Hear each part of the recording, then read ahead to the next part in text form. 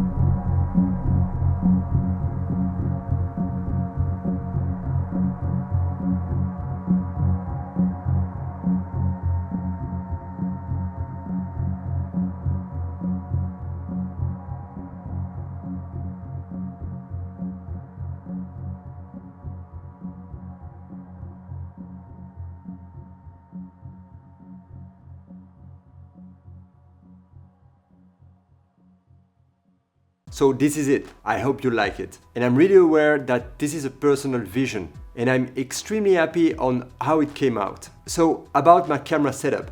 First of all, like on 95% of my work and video, no matter what camera I use, I've been shooting this handheld. Here I had my EVA1 set on 5.7K. My recording setting were 4K 50p and I was looking at the image and recording every bit of it on the brand new Atomos Ninja V. I'm completely in love with this device. Here's the setup. The EVA1, the top plate from Xeen, this little accessory from Xeen also, where you can actually fix any recording device or any screen. In this case, my really most wanted Ninja V. And then here you see the EVA1 with the 50 from Xeen, and I'm going to talk about those lenses a little bit further. So back on the Atomos Ninja V, I'm completely in love with this device. No kidding, since when I got one, I'm using it all the time.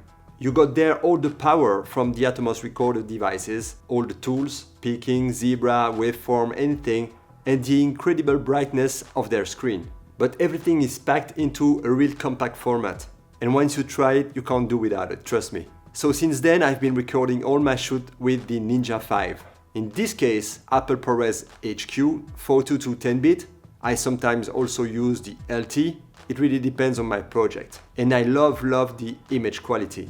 And typically the way I'm gonna work with this actually is, as I said, I got my camera on the end grip there, and my left hand will be like taking care or at least like making sure that I'm wide open on those lenses. In this case, it's T1.5, and then I'm gonna hold the lens from there and pull the focus manually, obviously. And then I'm gonna be like floating around my subject with the system like this.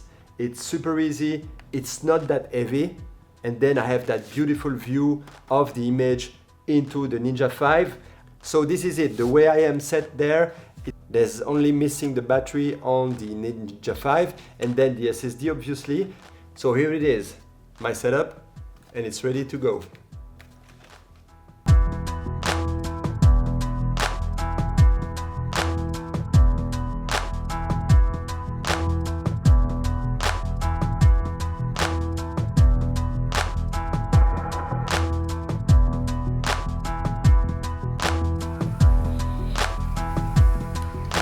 Yes, keep on doing. Higher with your feet, higher with your feet. Higher, higher, higher. Yes.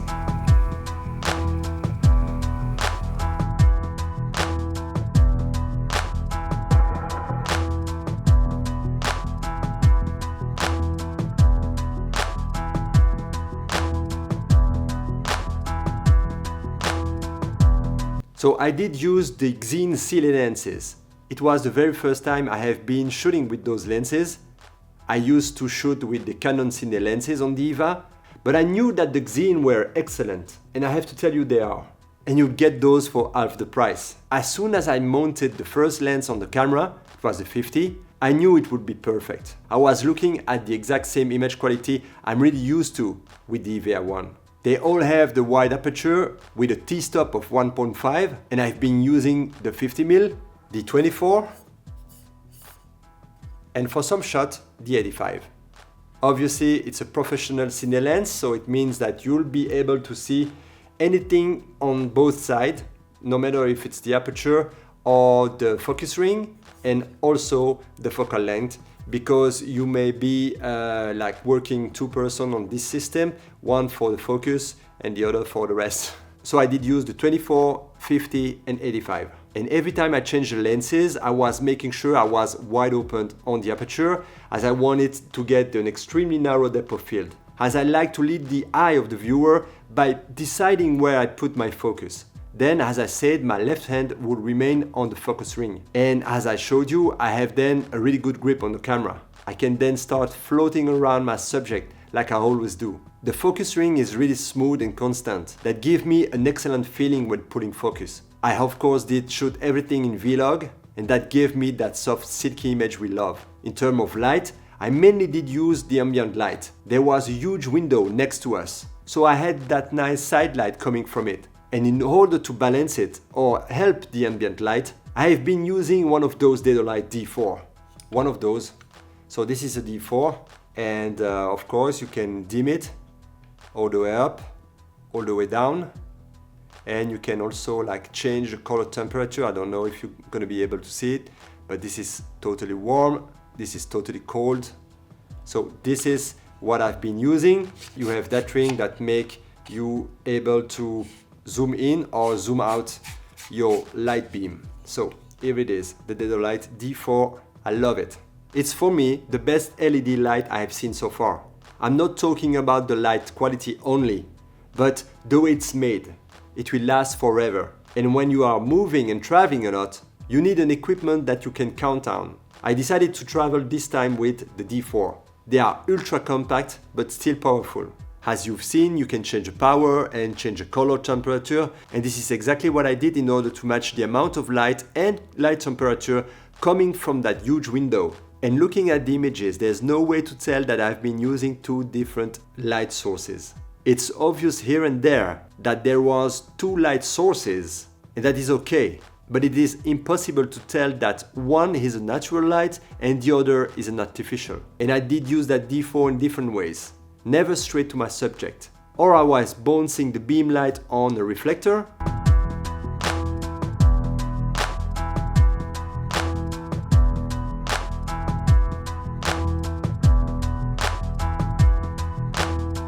Or at the end, I just hit the back wall, so I had a circle of light next to her.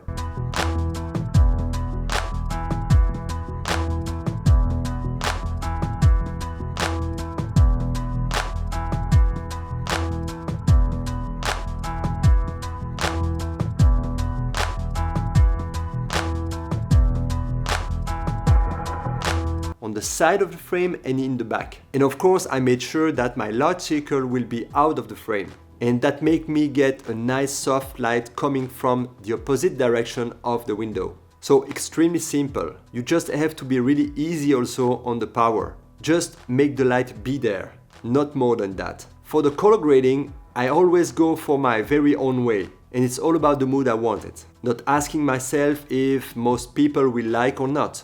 And that's the way I guess we all should do. We are creative people. Nobody can tell you that the white should be white and that there should not be any kind of color into your midtones. I recently posted a shot I did with the GH5.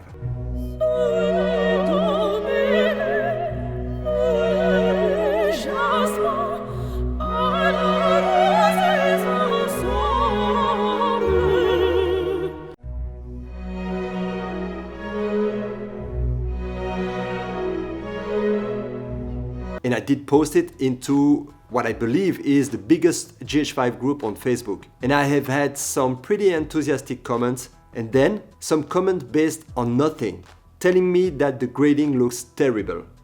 But how come anybody can tell your grading, your own choice, looks terrible? There is a difference in between color correction and color grading. And in terms of grading, there is no good or wrong. So there's no terrible. So just go for what you like and stand for it. Anyway, I wanted that short clip be really moody, hypnotizing, and making her look beautiful.